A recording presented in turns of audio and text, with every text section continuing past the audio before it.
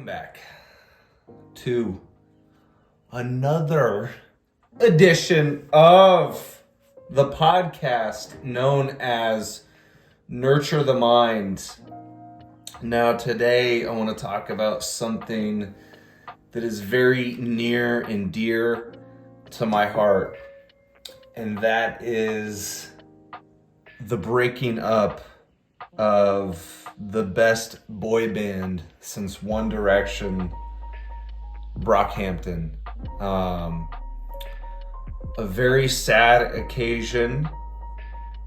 Just last week, they released 2 albums. You had The Family, which was mainly Kevin Abstract on there. I mean, it was pretty much all Kevin Abstract. I guess it was produced by Bearface, and then Bearface came on there for at least one song to do some vocals. And then the following day, we had TM that was released, and that was more so everybody else, all the members that are in Brockhampton performed on that project. And I made a post on my Instagram actually last Sunday about how I felt with Brockhampton breaking up, but I figured it was important to also make a video and a podcast about it. So this is going to be my attempt to line out all of my feelings for these guys and what they've done for me over the last... I started listening to them in 2020, so yeah, it's been like a little over 2 years since I started listening to Brockhampton. Well, it's a very sad occasion for many reasons. I mean, they're breaking up, and with any breakup, you know, whether that be a relationship with a spouse, a significant other, a friend that you've had for a long time, in Brockhampton's case, it's all of these guys breaking up the group. It hurts. There's a grieving process that comes along with a breakup of that magnitude. And I think ever since I learned that they were going to break up, I've had to process, you know, what that means to me and how that makes me feel. And I think it's gotten even more and more real ever since they put out these last 2 projects back to back. And, you know, I gave myself some time to listen to it. I've listened to both projects a few times now and tried to gather my thoughts. And I don't really want to get too critical or address the content that was on the albums, because I've seen a lot of criticism out there from people on the internet space, you know, that aren't pleasured with at least that second album. It seems like TM fans are not very happy with it. They're not very pleased with it sonically. And I mean, it was a little underwhelming, but you kind of have to think with where Brockhampton is at in their discography and all the things that have probably been going on for the last few years that led to their breakup. I kind of understand why a project like that might be a little bit rushed, because it seems like they were trying to get out of their record deal with the label, and that's why you get this rush content per se. The solo Kevin Abstract album, The Family, seems to be a little bit more clean. I mean, it's still somewhat messy. It's a little all over the place, but I was watching one reaction by a guy that I really like. His name is John Denton on YouTube, and he kind of described it perfectly. As we're talking about breakups and how messy they can be, and how, you know, when you're going through a breakup, there's all these different emotions that are going on in your head, all these feelings that you have, all these thoughts that are arising. Some are you reminiscing on the good times. You know, there might be some resentment in there. You might feel like you got fucked over. Like, there's all these things that are happening. And that seems to be the content of what's going on in Kevin's solo project with Bearface producing it, the family. It seems like Kevin is kind of getting everything off of his chest. Now, he doesn't go super into depth about what happened with the band, but it does seem like it is something that is raw and authentic and genuine, even if he doesn't go deeper than what's on the surface. And honestly, even though a bunch of us are saddened and we are fans of Brockhampton, we don't necessarily deserve anything from the guys. They don't have to go that far into it if they don't want to. And maybe it's best not to know. It is just sad. And with this reflection of listening to these last two albums and then thinking even further back when I started listening to Brockhampton and I went through the Saturation trilogy, and immediately I was hooked into their music. And shortly after that, I listened to Iridescence, and then I went to Ginger. And it was crazy because by the time that I was wrapping up Ginger was right before they released Roadrunner, New Light, New Machine. So I got myself caught up in time for that album. And, you know, just thinking back to listening to all their projects and when they came into my life, and, you know, they've been in my life for the last 2 years or so, you know, they've really had a profound impact on me. I've always said that Mac Miller was the most influential artist for myself, and I still think he probably holds that top spot. But Brockhampton as a collective is probably in my top 5 in a short 2 years. That's the only amount of time that I've been listening to them. But their music is so emotional.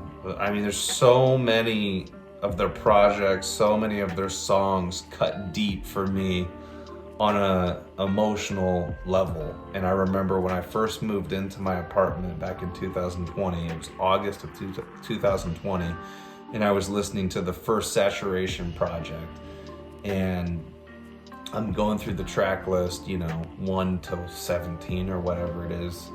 And then I get to the song Milk, which I forget where that falls on the track list, but that song to me hit me at such a pivotal point in my life, because there's lyrics in that song that state, I think it's Kevin Abstract, and he's on some auto-tune as he's singing, but he's saying, I gotta get better at being me, being who I am. I gotta get better at being me, being who I am.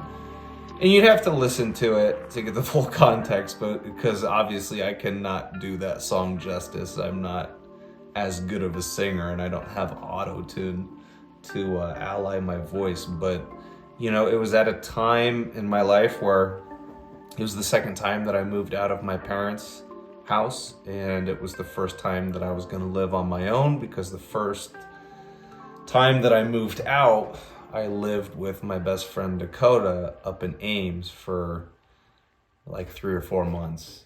And so moving into my own place, there was some uncertainty. I was kind of scared, to be honest, because even though I'm still living in that same apartment that I moved into in 2020, and it's in the same town as my parents live and where I grew up, I had such a bad experience when I moved up to Ames, my first time out of my parents' house, and I was like, I hope that nothing like that ever happens again. So there was a lot of uncertainty. I didn't know what was going to happen. I was kind of afraid, but I knew this was the right thing to do.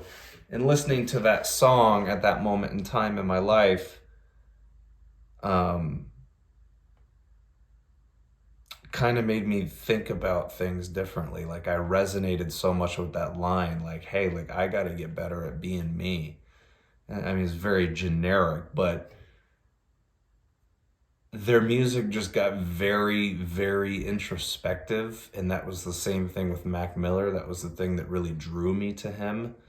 And when your music goes into that introspective space, it can be very relatable for the listener, at least for me, because I've always been about self-improvement, or at least for like the last 3 years or so.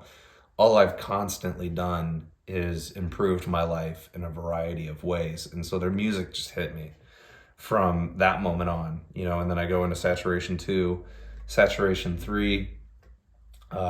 Saturation 3 might be my favorite project of all time. I don't know, because I don't think you could ever beat the song Bleach. That's another one that really just kind of stands out in their catalog, where God, you can feel the emotion, you can feel the confessions. At that time, Amir was still in the group, and I remember in that song he's talking about being tangled with his demons in the sheets, meaning that his demons were the fact that he kept giving into the sin of probably having sex, having one night stands, sleeping with people that he wasn't necessarily in a relationship with.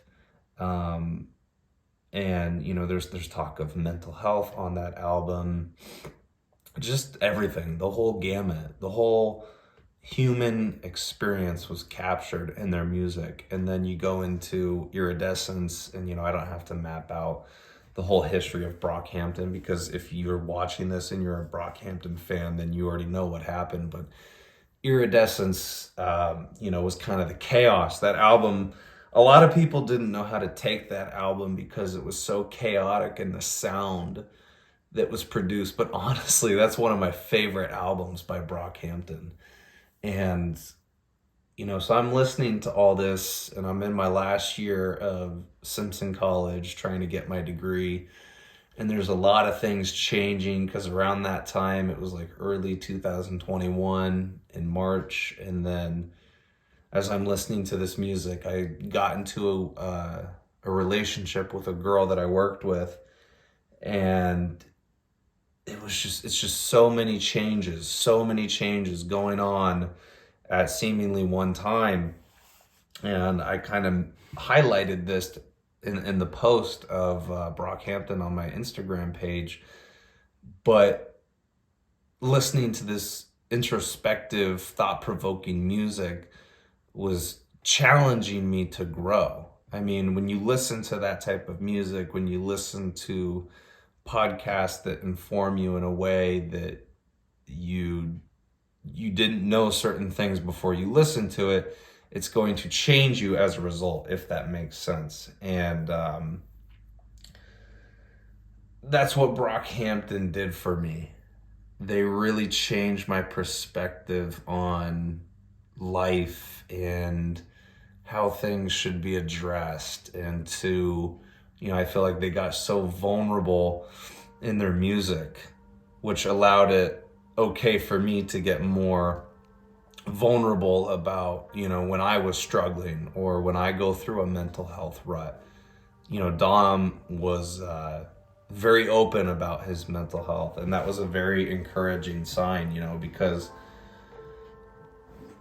we've come so far in our society about talking about mental health, and it's a blessing that artists kind of talk about their struggles as well, because maybe you wouldn't feel okay to begin with to talk about it. But if you have these artists that you really look up to and you love their music, and then they start talking about it, it's going to encourage you to talk about it as well. And so I don't know where I'm going with this. I'm probably rambling. I don't ever really have scripts when I come into these videos. I knew that I wanted to talk about Brockhampton pretty much just to say thank you to all the members in the band. I don't know if they would ever watch this video, but I just want you guys to know how much you mean to me and how hard it's been these last 2 weeks or so, ever since those last 2 albums came out. It's been a while since I listened to Brockhampton, because there for a while I was on a spree. Like, it was all that I was listening to was Brockhampton on repeat. Like, I got through those 3 Saturation projects very quickly. Then right after that, I didn't even take a break. I went into Iridescence, and then it was Ginger. And then, like I said, I finished that up. in like February or March of 2021, and then Roadrunner New Light New Machine came out in April of 2021. I took a long time away from listening to their music, but then obviously when I knew that they were going to drop these last two projects, I started listening to them again, and I just kind of had an epiphany. I was like, holy shit, dude, these guys have done so much for me in such a short period of time with their music. And I was always like wondering, how did I miss these guys? Because they started dropping music. The Saturation projects came out in 2017. And then Iridescence was 2018, Ginger was 2019. I was like, how did I let these guys slip by on my radar? Like, I had, anytime in years prior when I popped up on YouTube to watch like music reactions or anything of that nature, I always saw these guys there were videos of them, or people were doing music reactions of their albums, and I never looked into it. I never listened to them. And then for some reason, like I said, when I moved out on my own, that's when I decided to go through the Brockhampton catalog, the music catalog, and it changed my life forever. I don't know what would have happened if I would have listened to their music when I was younger in 2017, 2018, 2019, but I'm just glad that I got to experience these guys as a group before they broke up.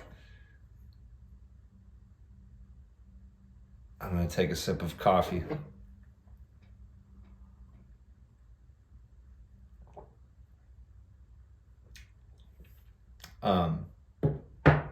I'm just super, super thankful that I got to appreciate their music, and to let their music come into my life and change me as a result. And I just hope that, again, we'll never know the full story, the full context of what happened to the group and what ultimately led to them splitting up. It's very sad. I don't want it to happen for selfish reasons, because they're one of my favorite bands. They're one of my favorite collection of artists that are out there right now. But I am glad that, if this was the only way to resolve it, I'm glad that they did it, because now this gives them the freedom to go do their own thing. Kevin Abstract, he's already done a solo project by himself before this. But it'll be very interesting to see, what Joba does on his own, Matt Champion, Jabari, Merlin. He's collaborated with some other artists. Dom, I could see him doing a solo piece.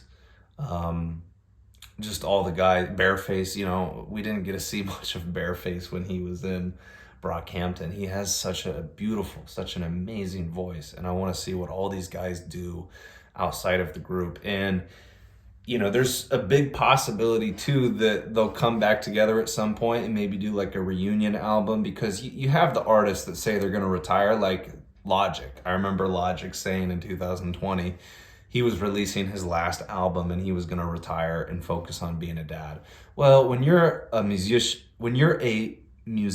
or an artist, you may say those things, but you're always going to come back to your roots. So after Logic said that, he came back out, and I think he's delivered like 2 projects since. So you can't ever just stop creating music. You may say that is your intention, but people inevitably come back to their creative roots. So I think if we allow time to go on and to hopefully heal whatever happened to everybody in Brockhampton, and they can mend that relationship, I think it's great that they're going to go on and do their own solo careers. I think it's good for their evolution, and most groups do that. Like, think about Loiter Squad. We had Tyler, the Creator. We had Earl Sweatshirt, Frank Ocean, all those guys. They were a collective, and then they went on and they did their own thing. And so that's where we're at now. But I do think that maybe in the future, after enough time has passed by, maybe they'll come back together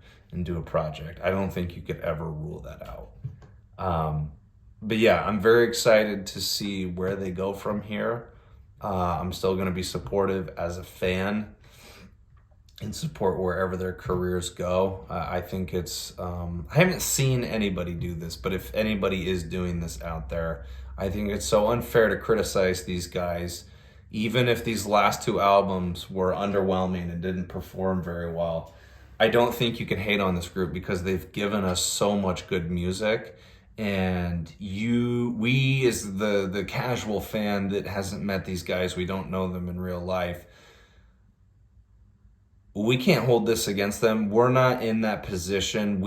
I mean, just imagine if you or I were, relatively unknown at some point, but chasing your dream, whether it be music or podcast or whatever it is, and then all of a sudden you get recognized and you're thrust into the limelight, especially at a young age when you're a young adult. You're not going to have the capacity to even understand how to deal with something of that magnitude, let alone all these guys. Like, you can't fault them for the mistakes that they made along the way. They're humans. That's what humans do, is we make mistakes. And also, again, I wouldn't know how to deal with that. I wouldn't know how to deal with all that attention and how fast my life would shift from starting in a place like Texas, and then they go out to California and they get their own house, and then they got 3 albums they drop in 1 year, and they're all amazing in their own regard. I wouldn't know how to handle that. And so we can't criticize these guys for breaking up and for who mistreated who. That's for them to sort out. That's for them to decide. I don't care what is in these last 2 albums. I'm just glad we got them. I'm just glad we got some context for why the guys broke up, and I'm going to appreciate them for the rest of my life. And that's really what I've been thinking about these last 2 weeks, is just how much Brockhampton has done for me. And that is what I'm going to choose to remember, because they have given us so much good music to absorb, to dive into, to dissect. And like I said, in a lot of ways, these guys have changed my life for the better. And so I appreciate the fuck out of them. Anyways, I think that's all I have to say. That was probably a little bit messy. Again, I never come into these videos with a script. I don't like to be strict with my words. I like to let them free flow. Even if they're all over the place, I apologize for that, but that's just who I am. That's how I talk. That's what I do. Again, if you're new to the channel, please subscribe. Please like the video. If you got something from this video or from this message, please just share it with other people. That's all that I ask, just to get the word out there. Thank you for stopping by. Again, I'm trying to be a little bit more consistent with content and put out more things. I was kind of in a dry spell there for a while when it came to putting out content and recording podcasts, but I just put out one like 2 weeks ago, and then I posted that Brockhampton post on Instagram, and now this week I got a video and a podcast for Brockhampton. So I guess we're getting back on track, guys. Anyways, thank you guys for the support. Again, if you have any suggestions for subjects that you want me to cover, for things you want me to talk about, to dive into, post that in the comments and I will definitely get to it. Thank you guys. I will see you on the next video. Bye-bye.